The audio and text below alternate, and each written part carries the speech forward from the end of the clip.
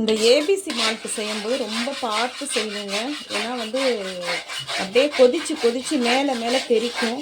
அதனால் நம்ம ரொம்ப எட்டி நின்றுக்கணுங்க. ஸ்டவ்வை வந்து கொஞ்சம் சிம்மில் தான் வச்சுக்கணும். கரண்டி கொஞ்சம் பெரிய கரண்டியாக இருந்தது, நீட்டமாக கரண்டி இருந்தது அப்படின்னாக்கா அதை வச்சு கிண்டுங்க. இல்லைனாக்கா வந்து தட்டு புட்டுன்னுட்டு கொதிக்கும்போது எல்லாமே நம்ம மேலே வந்து தெறிக்குங்க.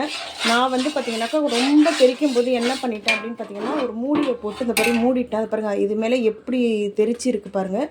ஏபிசி மால்ட் செய்கிறது கொஞ்சம் கஷ்டமான ப்ராசஸ் தாங்க இது. ஆனால் உடம்புக்கு வந்து அவ்வளோ நல்லது.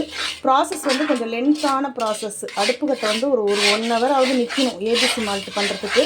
அதுக்கப்புறம் வந்து பார்த்திங்கன்னா கைவிடாமல் நம்ம வந்து கலந்துக்கிட்டே இருக்கணும். அப்போ தான் அந்த பக்குவத்தில் ஏபிசி மால்ட் வந்து அப்போ தான் பக்குவமாக வரும். அப்படி இல்லைன்னா வராது. இப்போ பாருங்கள், அந்த தட்டு புட்டுன்னு தெரிக்கிறதெல்லாம் வந்து நின்றுச்சு. இப்போ வந்து பார்த்திங்கன்னா நம்ம தேவையான பொருளை மிக்ஸ் பண்ணி கைவிடாமல் நம்ம கலந்து விட்டுக்கிட்டே இருக்கணுங்க.